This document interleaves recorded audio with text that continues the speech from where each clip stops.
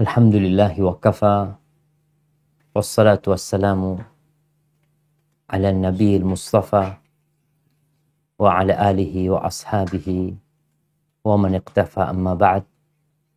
Bati fillah, berbanyak salawat buat Nabi alaihi salatu wassalam. Basahi lidah kita dengan memohonkan kepada Allah agar senantiasa bersalawat dan bersalam buat Nabi alaihi salatu wassalam.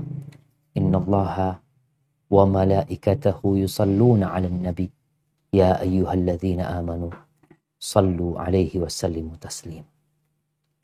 Amma ba'd, ahibati fillah, kita berada di zaman di mana semua orang tanpa terkecuali mereka dapat mengungkapkan isi hati mereka, baik itu lewat lisan atau tulisan, di mana seakan semua orang memiliki mimbar, memiliki mikrofon yang dengannya dia dapat berbicara semau dia. Sehingga kita melihat banyaknya omongan-omongan, tulisan-tulisan yang terkadang tidak terkontrol. Sehingga pemerintah sendiri kelabakan. Akhirnya muncullah undang-undang ITE. Untuk apa? Untuk memberikan kontrol. Ahibati fillah, Hasan al-Basri, seorang tabi'in, dia berkata, kunna fi aqwamin yunfiquna awraqahum wa yukhazzinuna alsinatahum. Kita sempat hidup di satu masa, di satu zaman, di mana orang-orangnya mereka menginfakkan uang mereka dan menyimpan lisan mereka. Mereka banyak beramal, mereka banyak membantu, dan mereka banyak diam. Yang mereka keluarkan adalah uangnya, yang mereka simpan adalah lisan. Wa inna baqina fi aqwamin. Kita sekarang hidup di masa di mana generasinya yursiluna alsinatum. Kerjaannya ngomong doang. Lisannya dia tebar. Wa yukhazzinuna awraqahum. Tapi pelit dengan hartanya. Hartanya disimpan, ngomong doang. Ucapan Hasan al-Basri ini adalah pada abad pertama Hijriah. Bagaimana dengan zaman kita? Ahibati fillah, kita semua tahu bahwa tujuan kita diciptakan adalah untuk mengabdi kepada Allah Azza wa Jalla. Firman Allah di surat Adz-Dzariyat yang sering kita dengar, "Wa ma khalaqtul jinna wal insa illa liya'budun." Tidaklah aku ciptakan bangsa jin dan manusia kecuali untuk beribadah, agar mereka mengabdi kepada. Kita diperintahkan untuk beramal. Dan ternyata kalau kita lihat di antara semua amal raga kita, lisan adalah yang paling banyak beramal.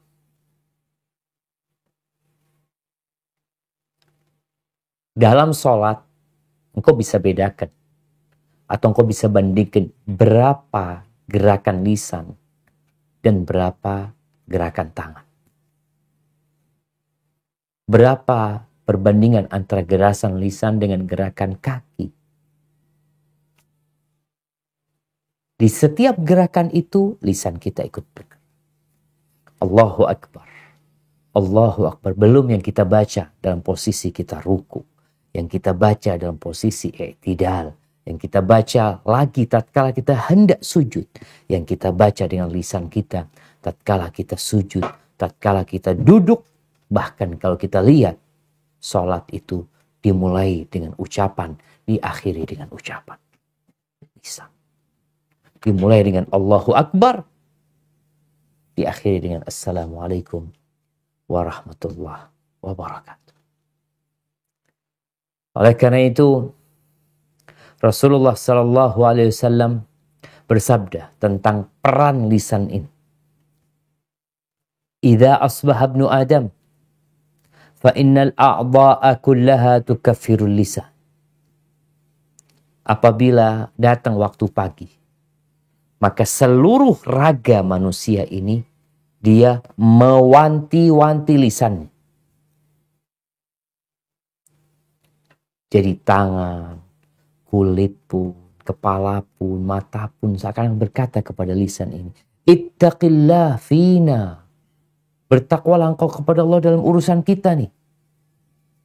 Fa innama nahnu bika. Semua raga ini ikut engkau. Ikut engkau lisan. Fa in istaqamta istaqamna. Kalau engkau istiqamah, kami ikut istiqamah. Tapi kalau engkau menyimpang, ya wajazina, kita pun akan turut menyimpang. Hadis rawahu Tirmidzi. Dan Imam Tirmidzi juga meriwayatkan hadis bahwa Nabi SAW pernah berkata kepada Mu'ad bin Jabal. Setelah Mu'ad bertanya tentang amalan yang memasukkan ke surga dan menjauhkan dari api neraka, Nabi menjelaskan tentang rukun Islam, ya. Kemudian beliau menjelaskan tentang amalan-amalan sunnah. Lalu di akhir beliau mengatakan, Afala adulluka ala milaki dzalika kullihi. Kau mau nggak aku kasih tahu semua urusan yang intinya ada dalam satu perkara? Kata Mu'ad. Lalu Nabi SAW mengeluarkan lisannya. Beliau memegang lidahnya sambil mengatakan, Kuffa alaika hadha. Tahan lisan. Jaga lisan. Lalu Mu'ad berkata, Ya Rasulullah, wa inna la mu'akhaduna bima natakallamu bihi. Apakah kita akan diberi hukuman, diazab gara-gara lisan kita? Nabi mengatakan kepada Mu'ad, Takilatka ummuka ya Mu'ad. Suatu ucapan yang mengandung teguran keras kepada Mu'ad. Wa hal yakubun nas binnari ala wujuhihim au ala manakhirihim illa hasaidu alsinatim. Wah, itu orang-orang yang tersungkur di dalam neraka, di wajah mereka, di hidung mereka. Karena apa? Karena lisan mereka. Maka kalau kita bicara, kita harus belajar diam sebagaimana kita belajar berbicara. Jadi sebenarnya diam itu kita nggak belajar. Tapi bawaan kita. Bukankah kita keluar dari perut ibunda kita nggak bisa berbicara. Lalu kita diajarin berbicara. Diajarin ngomong, umma, abah. Diajarin ngomong, minta susu. Mau minum air, ya, mau pipis, diajarin kita ngomong. Ketika kita udah pinter ngomong, kita lupa untuk diam. Abu Zayyal rahimahullah ta'ala, beliau mengatakan, Ta'allam samt kama tata'allamul kalam. Belajarlah engkau diam sebagaimana engkau belajar berbicara. Fa in yakunil kalam yahdik fa inna samta yaqiq. Kalau ucapan itu membimbingmu, memberikan petunjuk kepadamu, sesungguhnya diam itu menjagamu. Walaka fis samti khaslatan. Ada dua keistimewaan dalam berdiam. Ta'khud bihi ilma man huwa a'lam minka. Dengan engkau diam, engkau dapat ilmu dari orang yang lebih alim dari diri.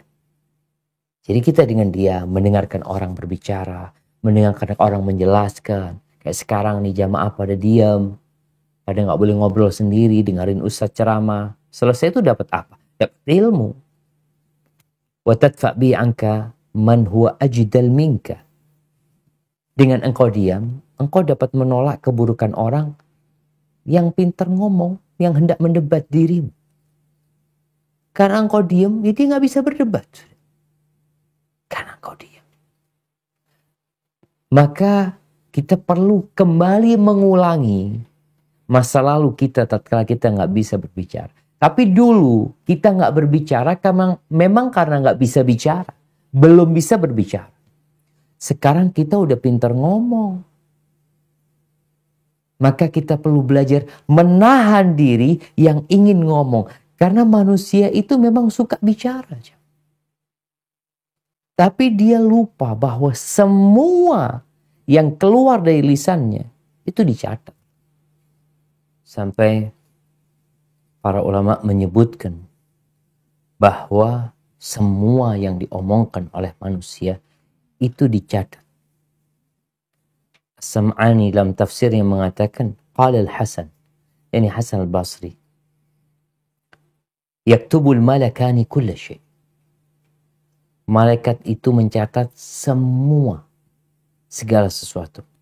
Hatta qawlahu li jariyatihi isqinil ma'. Sampai dia mengatakan kepada budaknya, ambilkan air buat aku, kasih aku air, ambilkan sandalku, berikan kepadaku pakaianku. Semuanya ditulis. Wa yuqal, dan ada yang mengatakan, yuktab kullu syai' hatta safirahu bisyurbil ma'. Sampai suara dia minum air, itu pun ditulis. Allah Azza wa Jal mengatakan, wa inna alaikum lahafiz. Ada bersama kalian malaikat-malaikat yang selalu mengawasin kalian. Jagain kalian. Kiraman katibin. Mereka malaikat-malaikat yang mulia dan mencatat.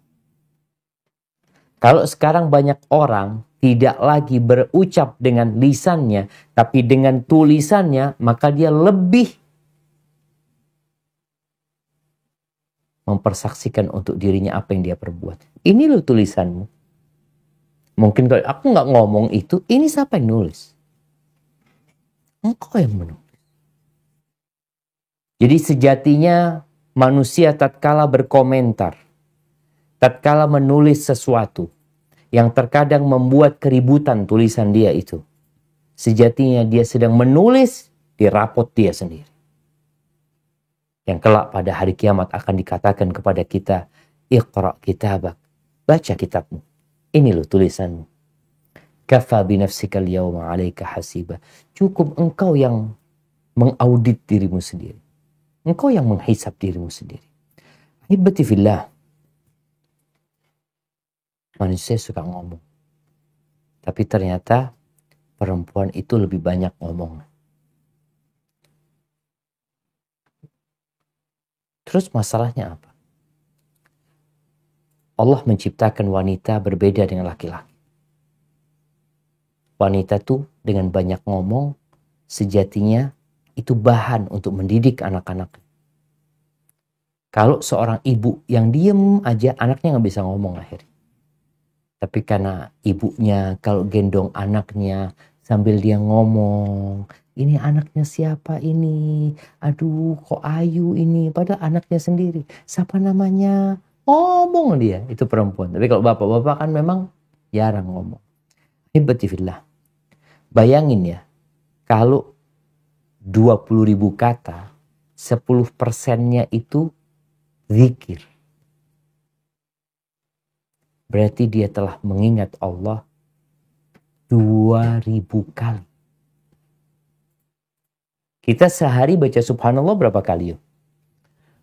Kalau kita baca, anggap kita 100 ya subhanallah, alhamdulillah. Terus Allahu Akbar, 100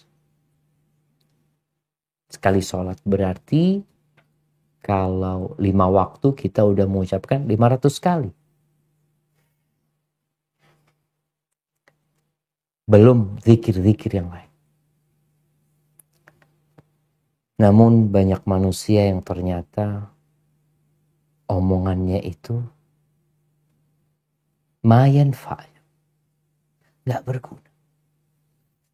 Sekarang banyak acara di televisi itu acara ngomong. Ngomong, bas. Ngundang orang untuk ngomong. Ngomong ke timur, ke barat, ke utara, ke selatan. 1,5 jam, 1 jam. Ketawa-ketawa, TV ini, TV itu. Apa nggak sadar mereka bahwa ada malaikat yang mencatat semua ucapan mereka? Dan Allah Azza wa Jalla di surat An-Nisa ayat 114 mengingatkan manusia agar mereka hati-hati kalau ngomong. Jadi kalau kita mikir yang kita ucapkan itu Yang pertama, ungkapan dosa. Dosa. Isinya riba, namimah, ngomongin orang, dusta. Atau yang kita omongkan itu ya nggak dosa, nggak pahala. Terus apa? Nggak ada. Omong kosong. Terus yang ketiga, ada yang omongan itu berpahala. Mana yang kita lakukan sebenarnya? Kadangkala orang ini habis Isya. Kenapa Nabi SAW melarang? Beliau membenci.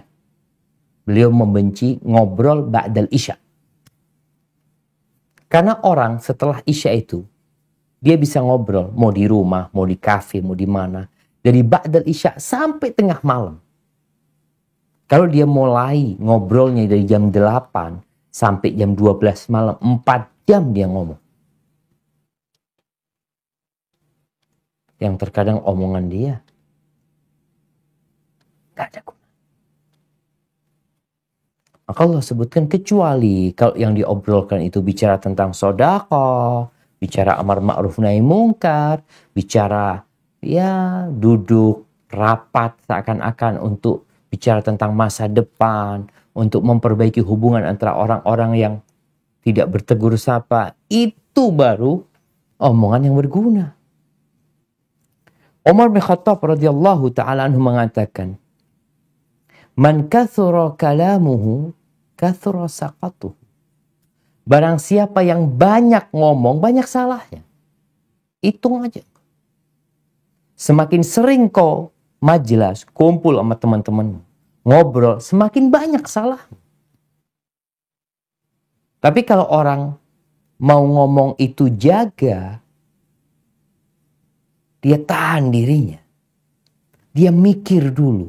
Kira-kira yang Ana sampaikan ini berpahala buat Ana atau enggak? Manfaat buat Ana apa tidak? Jangan-jangan Ana ngomong buat orang sakit hati. Nabi SAW mengarahkan manusia untuk lebih banyak diam daripada berbicara. Bahkan dalam hadis yang diriwayatkan Imam Bukhari dan Muslim, beliau mengatakan, "Man kana yu'minu billahi wal yaumil akhir falyaqul khairan aw liyasmut." Barang siapa yang beriman kepada Allah dan hari akhir, hendaklah dia berbicara yang baik atau diam. Jadi orang diam itu tanda beriman dengan Allah dan hari akhir. Jadi kepingin tahu orang ini beriman nggak ya sama Allah dan hari akhir? Coba engkau lihat. Ngomongnya baik nggak? Tuh ngomongnya kasar, kotor. Yang menunjukkan keimanan dia kepada Allah dan hari akhir lemah sekali. Karena orang yang yakin omongan dia dicatat, yakin omongan dia akan disidangkan nanti, omongan dia dapat menyeret dia ke neraka. Kalau dia yakin dengan hal itu, dia akan tahan diri. Sekarang aja di Indonesia dengan adanya undang-undang ITE itu, mulai orang-orang ngomongnya nggak sembarangan. Mulai takut dia. Karena dia tahu ada yang dilaporkan, bahkan ada yang masuk penjara. Ada yang ditahan.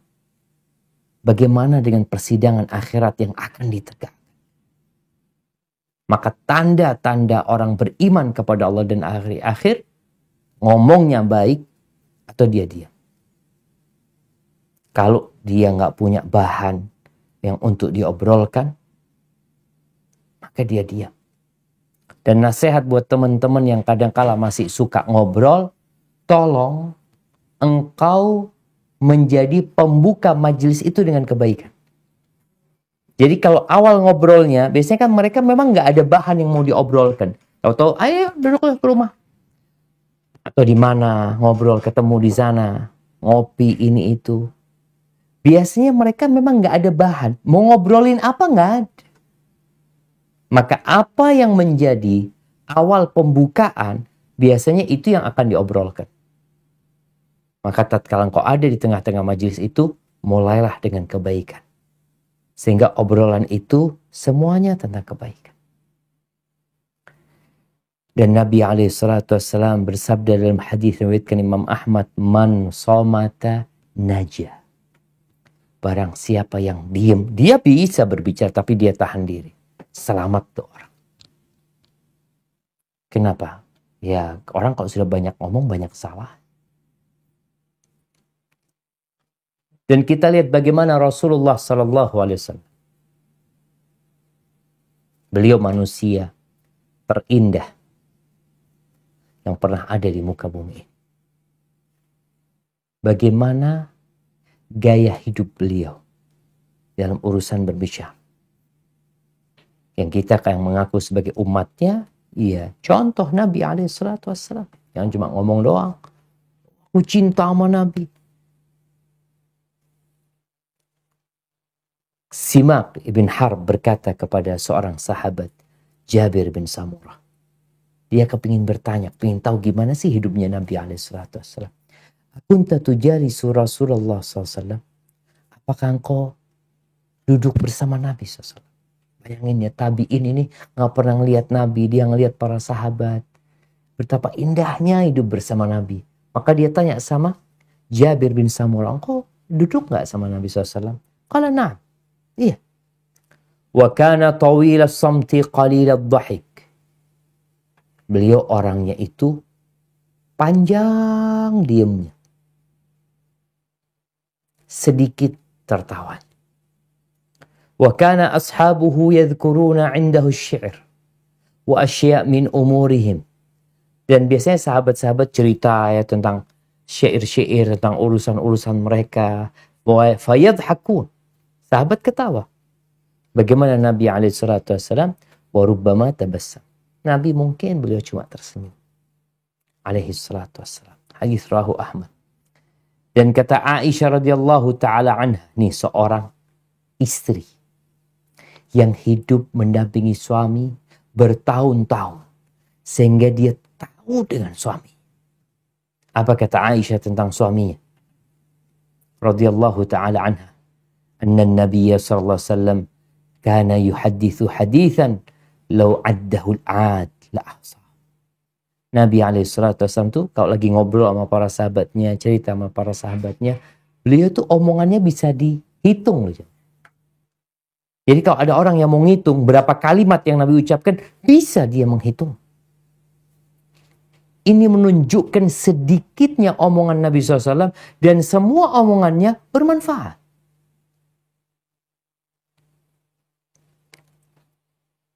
Maka kita perlu ngomong secukupnya. Ya perlu ngomong, nggak perlu nggak usah. Kenapa? Ada malaikat yang nyatat. Bihasabir rajul an yablugha hajatahu. Kalian itu jangan ya ngomong terlalu banyak gitu. Ngomong perkara-perkara yang kalian nggak ada perlunya. Hindari hal itu. Apa kata Anas bin Malik radhiyallahu ta'ala, kalau kita melihat nih para sahabat itu mengajarkan kepada para tabi'in, kepada generasi yang selanjutnya agar mereka menjaga lisan mereka, agar mereka belajar diam sebagaimana mereka belajar berbicara. Anas bin Malik mengatakan, la yattaqillaha 'abdun haqqa tuqatihi hatta yakhzina min lisani. Orang itu tidak akan sampai ketakwaan yang maksimal, ketakwaan yang sebenarnya sampai dia menjaga lisannya. Di surat Ali Imran ayat 102 yang sering kita dengar khatib Jumat membacakan ayat ini. Dan Nabi SAW biasa membacakannya dalam khutbatul hajah. Ya ayyuhalladzina amanu ittaqullaha haqqa tuqatihi wa la tamutunna illa wa antum muslimun. Wahai orang-orang yang beriman, bertakwalah kepada Allah dengan sebenar-benarnya takwa. Humaid ibn Hilal, seorang tabi'in, mendapatkan nasihat dari Abdullah bin Amr bin As. Sahabat nih kasih nasihat kepada generasi selanjutnya. Dzar ma lasta minhu fi syai'. Tinggalkan Kau yang nggak ada perlunya, tinggalkan. Yang kau nggak ada butuhnya sama urusan itu. Wala tantik fima la ya'ni. Jangan ngomong yang tidak ada gunanya buat engkau. Wakhzin lisanaka ma takhzin darahimak. Simpan lisanmu sebagaimana kau menyimpan uang. Di mana kita simpan uang? Di berangkas besi. Di dompet. Kita taruh di tempat yang tersembunyi. Jaga lisanmu seperti kau menjaga. Kenapa? Karena kita akan dihisap dengan apa yang kita ucap. Hudzaifah ibnul Yaman, seorang sahabat Nabi, dia mengatakan, innal kalama bisab'ati aghlab. Omongan itu melalui proses 7 kunci. Ada 7 kunci sampai jadi omongan. Yang pertama apa? Idza kharaja minhu kutib. Kalau sudah keluar, ditulis. Idza lam yakhruj, lam yuktab. Kalau belum keluar, nggak ditulis. Jadi ada 7 kunci nih. Kalau sudah keluar, ya udah ditulis. Tapi kalau belum, masih di tengah, nggak jadi, maka nggak ditulis. Yang pertama, al-qalb. Hati. Orang tuh kalau ngomong, dari hatinya dia ngomong. Karena lisan ini gayungnya hati. Dari hati akan keluar ke tenggorokan. Lewat amandel nih. Lewat sana. Itu yang kedua.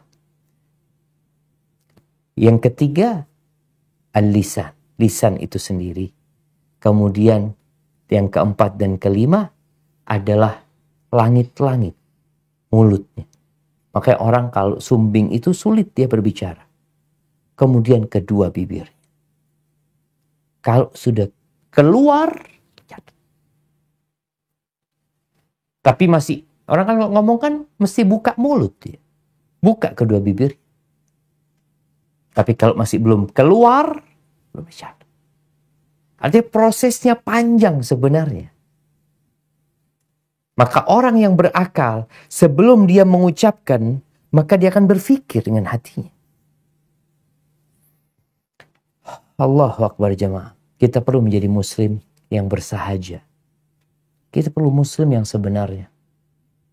Karena jangan sampai engkau menjadi penyebab agama yang indah ini tercoreng. Gara-gara omongan. Gara-gara bikin status yang tidak tepat. Gara-gara membuat pernyataan yang sejatinya seharusnya engkau tidak melakukan hal itu. Menyakitin banyak orang. Yang Rasul Sallallahu Alaihi Wasallam, beliau bersabda dalam hadis yang diriwayatkan Imam Tabrani, afdhalul mu'minina islaman. Orang Islam yang paling mulia. Siapa? Man salimal muslimun min lisanihi wa yadihi. Yang orang Islam lainnya selamat dari lisannya dan tangan. Dia nggak nyakitin orang dengan lisan. Tidak. Bagaimana cerita sahabat kepada Nabi SAW tentang seorang wanita. Taqumul lail, tasumun nahar, wa tatasaddaq. Nih orang sholat malam, rajin sholat malam. Tekun puasa sunnah. Dan suka bersedekah. Tapi masalahnya dia itu di lisannya itu pedes kalau ngomong. Tu'dhi jirana. Suka menyakiti tetangga. Apa kata Nabi SAW? La khair. Nggak ada baiknya nih perempuan. Iya finnar. Di neraka tempat. Gara-gara apa? Gara-gara nggak belajar diem. Ada perempuan yang ember ya. Ngomong. Yang kadang kala membuat tetangganya sakit hati. Dan dia nggak peduli dengan itu. Malaikat peduli. Malaikat mencatat. Mungkin kau tidak peduli. Mungkin kau menganggap biasa. Tapi malaikat akan mencatat. Bahwasanya omonganmu telah membuat tetangga-tetanggamu tersakiti hati. Terus gimana cara kita belajar diam? Ini poinnya. Terus gimana Ustaz supaya kita ini, ya tadi, kita belajar diam sebagaimana belajar berbicara. Yang pertama adalah mengetahui keutamaan diam dan bahaya berbicara. Udah kita bahas tuh. Kau dengar sudah ayat-ayatnya. Sabda Nabi SAW, ucapan para sahabat yang mereka menegaskan bahwasanya pentingnya diam. Terus yang kedua, kuatkan imanmu. Bahwasanya akan ada hari kau dihisab dengan semua yang kau ucapkan.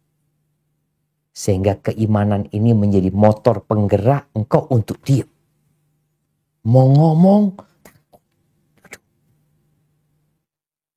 ini omonganku kira-kira dicatat di timbangan kebaikan atau keburukan.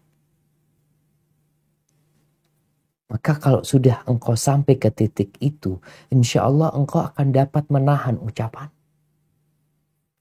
Yang ketiga, menggunakan lisan ini untuk berzikir.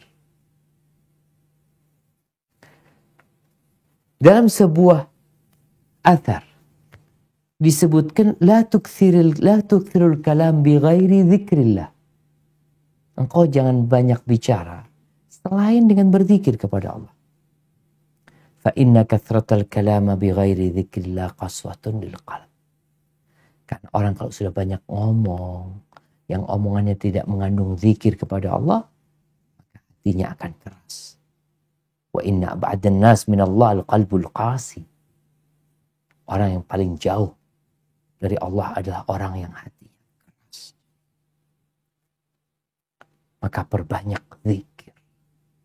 Kata Nabi SAW, ad-dunya mal'unatun mal'unun ma fiha. Dunia ini terkutuk.